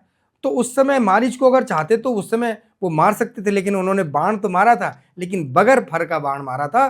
तो वो 100 योजन जाके मारीच जो है कहाँ, लंका में जाके गिरा। और मारीच उसी समय समझ गया था कि अब इस युग का अंत होने वाला है, जो राक्षसी युग है उसका अंत। क्योंकि ये लोग ऋषि मुनियों को बहुत परेशान करते थे, उनके जो हवन सामग्री थी उसको मिटा देते थे, उसमें तरह तरह की मतलब गलत चीज़ों का उपयोग करके उसको यज्ञ को हाँ, खून या पता चलता था किसी को काट के, या उसका ब्लड, या ऐसे बॉडी या कोई इंसान का हिस्सा डाल देते थे ताकि उनका ये जप या तप उनका भंग हो जाए। उसका भी रीजन है, वो जब तक भंग करने का उनका आशय क्या था कि अगर ऋषि मुनि, मैं तो आप समस्त सनातनियों को सौभाग्यशाली इसलिए मानता हूं कि आप समस्त ऋषियों की संतान हैं। जिन ऋषि मुनियों ने उस समय सनातन का निर्माण किया, और जब ऋषि मुनि यज्ञ और हवन इत्यादि करते थे तो उसकी रास से, कहते हैं कि अन्न की रास और धूप की बास, उससे जो ऊर्जा उत्पन्न होती थी वो देवताओं को प्राप्त होती थी। बिल्कुल। क्योंकि जब स्वर्ग लोक में वहां भोजन करने की व्यवस्था नहीं है, वहां आप जो पूजन करेंगे और आपके पूजन के माध्यम से के अन्न की रास सुगंध और धूप की बास वो भी सुगंध होती है, उसके आधार पे ही देवता हृष्ट और पुष्ट होते हैं। ये व्यवस्था थी। आज भी हम यज्ञ करते हैं तो यज्ञ इसलिए किया जाता है कि समस्त देवी देवताओं को हृष्ट पुष्ट रख के वो प्रसन्न रहें। तो आप देखिए कि जहाँ निरंतर यज्ञ होते हैं, पूर्व काल से चला आ रहा है, तो वो धरती जो है हमेशा परिपूर्ण रहती है, लहराती रहती है, वहाँ किसी चीज़ की कमी नहीं होती है। इस चीज़ ये प्रमाणीकरण है। आप देखिए कि जब राजस्थान में यज्ञ आदि हवन होना बंद हो गए थे आज से 50 साल पहले, तो जब यज्ञ आदि वहाँ बंद हो गए तो वो रेगिस्तान हो गया एकदम से, वहाँ हर चीज़ का अकाल पड़ने लगा। लेकिन आज आप देखिए कि फिर से वो उन्नत राजस्थान है। और आप देखिए कि सबसे अधिक अगर इस भारतवर्ष में धार्मिक कार्य होते हैं तो मैं ये कहने में कोई संकोच नहीं करूँगा कि राजस्थान भी किसी चीज़ से कम नहीं है, वहाँ अधिक धार्मिक कार्य होते हैं। बिल्कुल, मैं आपकी बात से सहमत हूँ। और हम अभी बीच में ये देखेंगे कि पूरे प्रदेश में, पूरे देश में गौ माता को लेके काफ़ी घटनाएँ हुई और बहुत सारे गौ माता के लिए जो है पता चला कि स्लाइडर हाउस में कुछ पर्टिकुलर समुदाय के लोगों ने जो गायों के साथ में अन्याय किया, जिसको हम अपनी माँ का दर्जा देते हैं, जिसके अंदर बताते हैं कि 84 करोड़ देवी देवता वास करते हैं। चूँकि मैं भी एक गौशाला चला रहा हूँ और आपका सानिध्य प्राप्त है और कई ऐसी गौशालाएँ हमने गौ संवर्धन व सुधार पे काम किया है, तो ये बहुत दुखद है। तो ये क्या संदेश देना चाहेंगे आप इस प्लेटफ़ॉर्म के माध्यम से कि गौ माता के साथ में जो हो रहा है, ये क्या सही है? देखिए, पहले तो ये मानना हम लोग बंद कर दें कि गाय को हमारी आवश्यकता है, हमें गाय की आवश्यकता है। और वो क्यों है? आप ये देखिए कि जब समुद्र मंथन हुआ था तो 14 रत्न निकले थे, उसमें से एक गाय भी थी। आप अगर शास्त्र उठा के देखेंगे, और जिनको भी शंका हो गाय पे, तो मैं उन समस्त लोगों से कहूँगा, चाहे वो किसी भी धर्म या विज्ञान के लोग हों, कि एक बार शास्त्रों को उठा कर देखिए कि समुद्र मंथन जब हुआ तो उसमें से गाय भी निकली थी। ये गाय वो है 14 रत्नों में से। 14 रत्नों में से, ये स्वयं प्रकट गाय है। लेकिन आप ये देखिए कि ये उस गाय की दुर्दशा नहीं है, ये हमारी दुर्दशा है, ये मानव जाति की दुर्दशा है। अगर गाय के साथ किस प्रकार की जो दुर्घटनाएं हो रही हैं, और गाय अगर आज दर दर की ठोकरें अगर खा रही है, तो उसका दोष नहीं है गाय का, उसकी तकलीफ नहीं है, वो तो गाय है, वो माँ है। लेकिन ये तकलीफ किसकी? समस्त सनातनियों की है। मेरा सनातनियों से आग्रह है कि वो गाय को साधारण पशु न समझे। बिल्कुल। और ये इसमें शासन प्रशासन को भी हमें लगता है कि कहीं न कहीं बहुत कड़ाई से पालन करना चाहिए, जो व्यवस्थाएँ हैं, और इसके लिए उनको ऐसा रखना चाहिए कि रोड में आप देखते होंगे कई बार गाय से गाड़ियाँ टकराती हैं और परिवार भी कलवित होता है और गौवंश भी हमारा नहीं रहता है। और बहुत दुखद दृश्य होता है, किसी भी समय में परिवार और व्यक्ति समझने की स्थिति में नहीं रहता है। तो क्या प्रशासन की कोई भूमिका इसमें नहीं होना चाहिए? नहीं, देखिए, प्रशासन के जैसे हम जिस प्रदेश में अभी रहते हैं, मध्य प्रदेश की अगर बात करते हैं या किसी भी प्रदेश की, उत्तर प्रदेश या प्रशासन की भूमिका समुचे सभी कामों में रहती है, इसमें भी रहती है। और प्रशासन को बखूबी उस काम कार्य को करना चाहिए। प्रशासन को ये चेतना चाहिए कि हम जिन व्यक्तियों के हाथ में इस कार्य को सौंप रहे हैं, क्या ये व्यक्ति परिपक्व है कि नहीं है। और प्रशासन का कार्य ये भी होता है कि उस व्यक्ति को काम सौंपने के बाद फिर मॉनिटरिंग के लिए कुछ लोगों को पीछे लगाना चाहिए।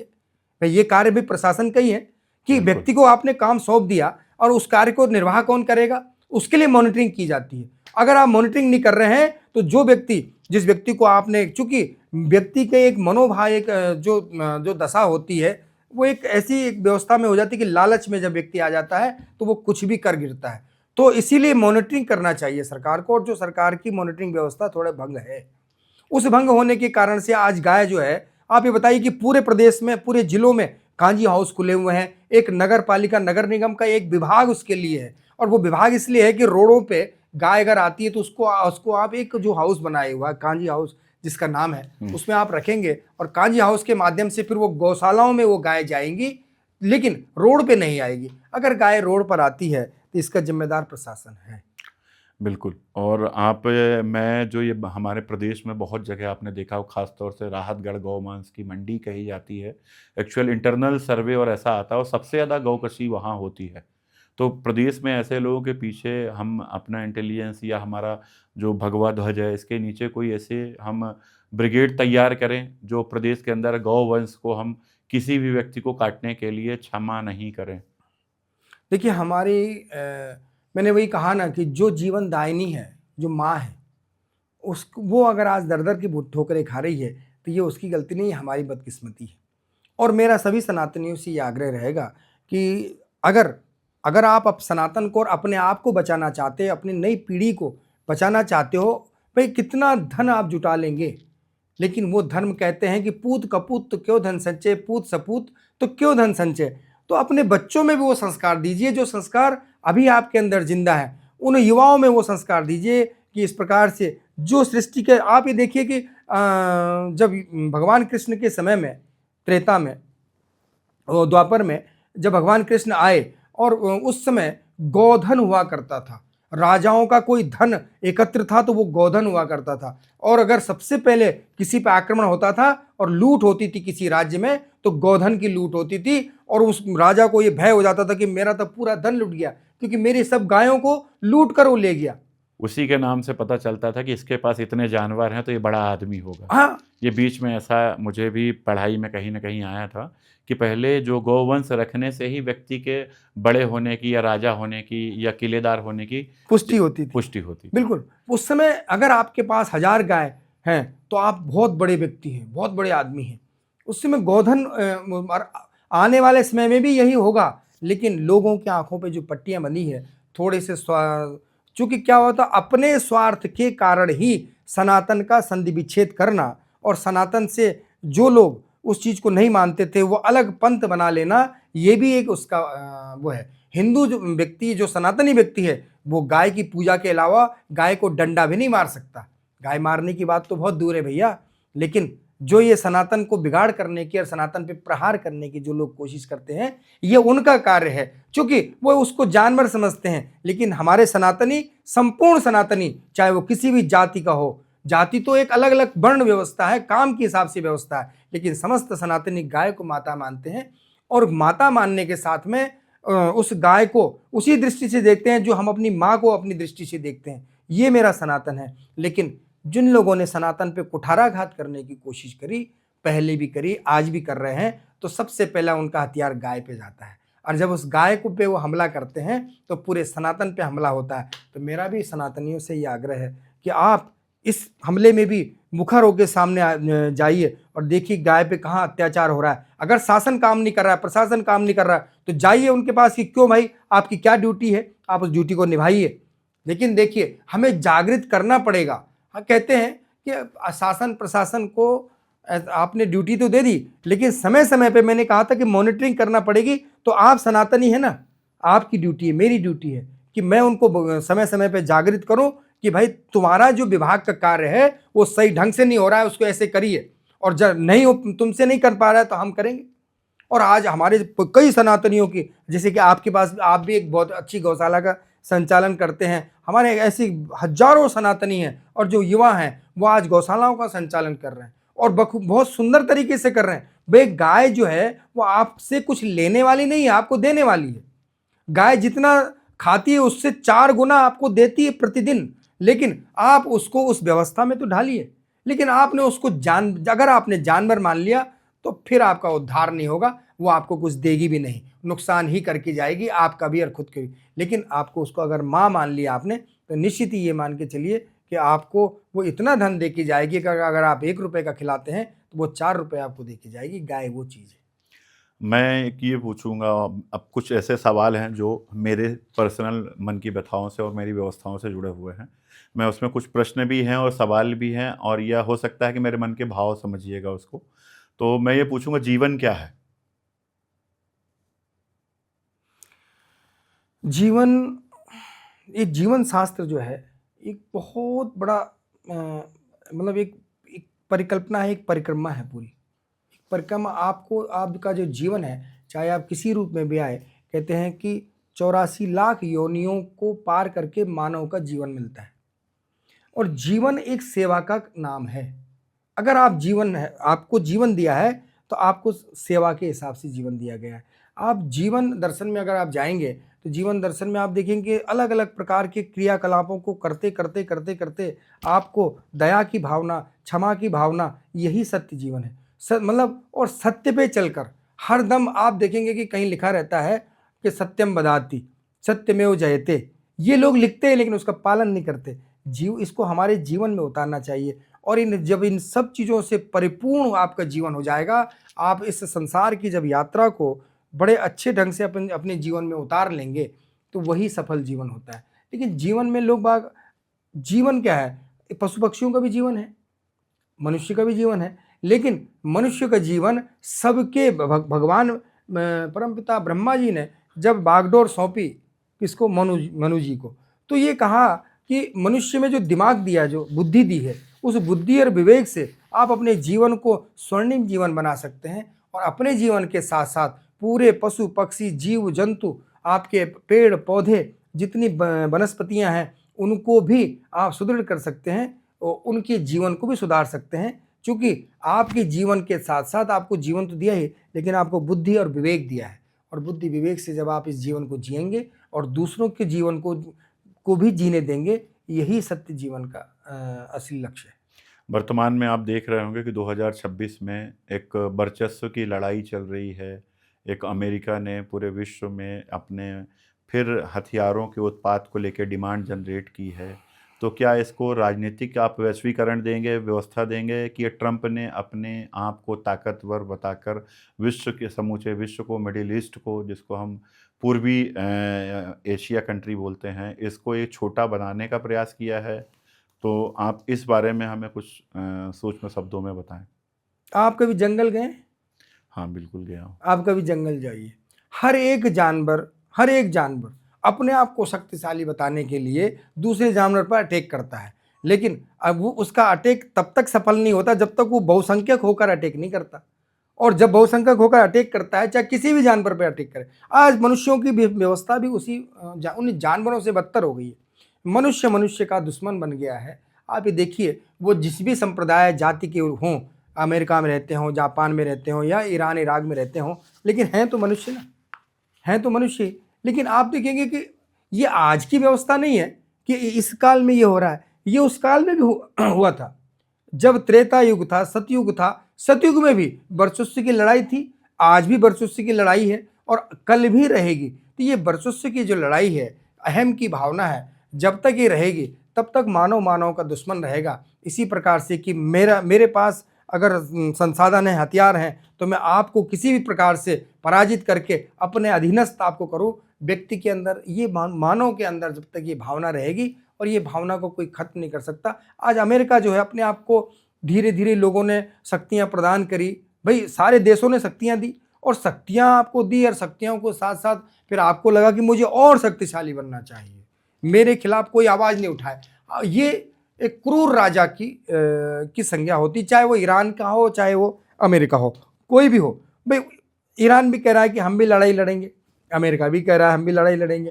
अब ठीक है, आप में संधि की कोई भावना नहीं है, मानवता की कोई भावना नहीं है, आप लड़ते रहे हो ऊपर अपने वर्चस्व को बचाने के लिए। लेकिन उन जो बेचारे जो लोग हैं, बेगुनाह जो लोग हैं, उनको तो मत मारिए कम से कम। चाहे अमेरिका के मर रहे हों, चाहे ईरान के मर रहे हैं, मर तो मनुष्य ही रहे हैं। तो गुरुजी, मैं बस आपसे कुछ और चंद सवाल करूंगा। जो प्रदेश और देश में बहुत ज़्यादा घटनाएं घट रही हैं, ख़ासतौर से आप देख रहे हो लव जिहाद के मामले, और पर्टिकुलर एक समाज के लोग ही देश के ऐसी गंभीर हमारी घटनाओं में लिप्त पाए जाते हैं। तो क्या अब मदरसा जो बोर्ड चल रहा है, या वक्फ बोर्ड के माध्यम से जो शिक्षा चल रही है, ये क्या ऐसी ही शिक्षा के लिए बनी है, और इसको क्या लगातार ऐसा चलना चाहिए, और सरकार का या लोगों का संरक्षण मिलना चाहिए क्या गुरुजी? देखिए, हमारी नज़र में सबसे पहले तो मदरसे बंद होना चाहिए। क्योंकि जब आप जिस देश में रह रहे हैं, उस देश में जब सामान्य शिक्षा लागू है, तो आपको इन मदरसों की क्या आवश्यकता है। और अगर आप अब धर्म की शिक्षा दे रहे हैं, तो धर्म की शिक्षा उस प्रकार की दीजिए ना कि सर्वे भवन्तु सुखिनः सर्वे सन्तु निरामयः। आप कौन सी शिक्षा देना चाहते हैं? आप हिंदुओं को काफिर कहते हैं, तो वही शिक्षा देते हैं। बिल्कुल बंद होना चाहिए मदरसा।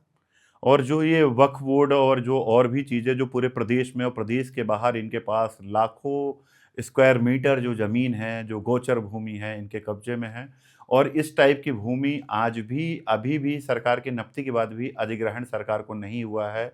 तो ये कितना गलत है कि सही है, ये आप ही इसको बताएं और एक मैसेज दें। देखिए, अगर आज रेलवे के बाद कोई बड़ी ज़मीन है किसी के पास, तो वो वक्फ बोर्ड के पास पूरे, और ये बड़ी चिंता का विषय है।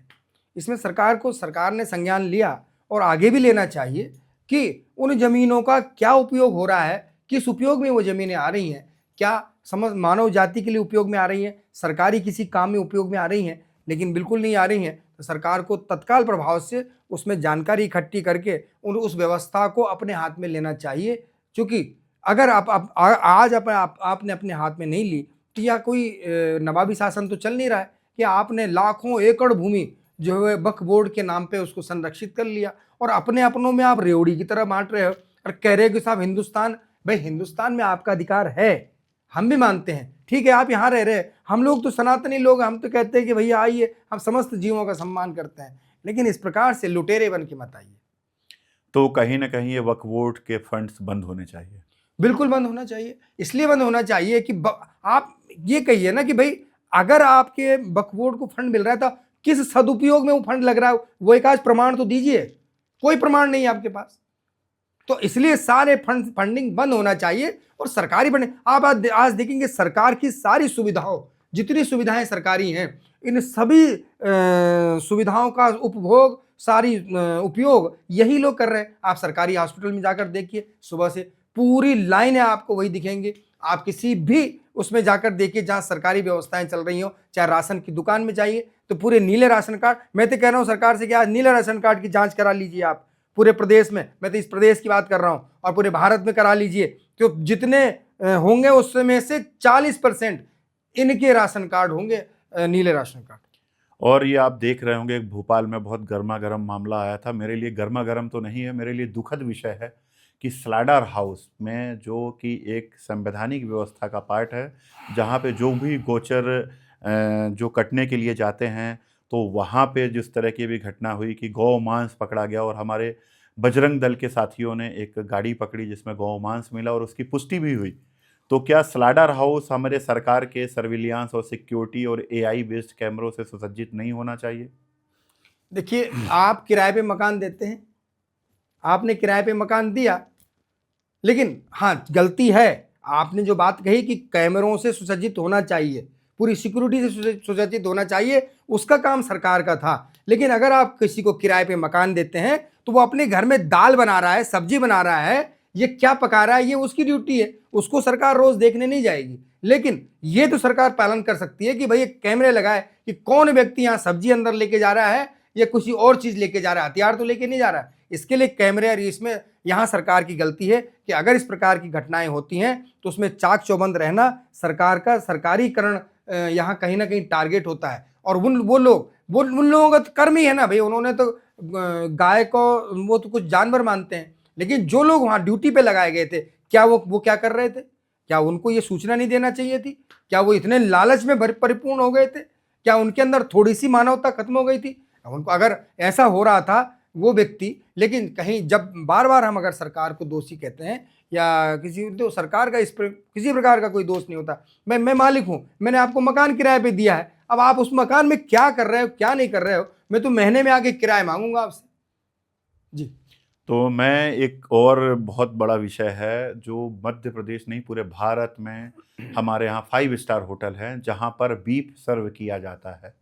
तो क्या ये भारत में, जब हम हिंदू राष्ट्र की बात कर रहे हैं, एक सनातन की बात कर रहे हैं, और वहाँ पर गौ वंश का मांस परोसा जाता है, किचन एक ही है, चूल्हा एक ही है, बर्तन एक ही है, तो क्या इन 5 स्टार होटलों में यह मांस या बीफ सर्व होना चाहिए?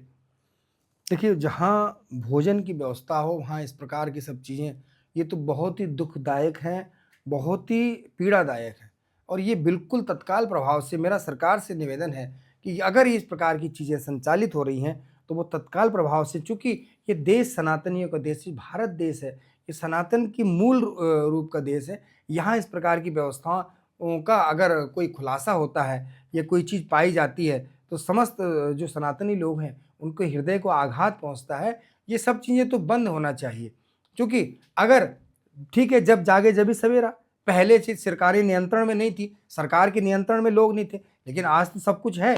अगर आज सब कुछ है तो सरकार को इस पे अक्सर से पालन करना चाहिए, क्योंकि वो व्यवस्था अगर ठीक है, फिर हमारा कोई सनातनी, अगर मैं उन होटल वालों से भी कहता हूँ कि अगर इस प्रकार की घटना आप कहते हो तो मैं मेरे सनातनियों से आग्रह कहता हूँ, क्योंकि ये देश सनातन का है और उसी से चलता है, कि मैं उनसे आग्रह करूंगा कि जिस प्रकार भी अगर कोई होटल या कोई व्यवस्था आपको इस प्रकार की लगती है कि वहाँ गौमांस या किसी प्रकार की कोई घटनाएं होती हैं, तो बिल्कुल जाना आप बंद कर दीजिए। आप देखिए कि उसकी होटल में ताला कैसे नहीं लगता। लेकिन मैं तो ये देखने में आया है कि पूरे दक्षिण भारत में, खास तौर के हमारे जो दक्षिण भारत के दिल्ली में जो उनके सरकारी व्यवस्थाएं बनी हुई हैं, वहाँ भी बीफ सर्व किया जाता है। तो इसको बंद करना चाहिए, या एक हिंदू राष्ट्र या पूरे हमारे देश के जितने भी सन्यासी हैं, इसके लिए कोई ऐसा मुहिम है जो भविष्य में आएगी कि और ये सभी जगह हम जो है समाज पे, खास तौर से होटलों में ये बीफ का जो बनना, भोजन के साथ बनना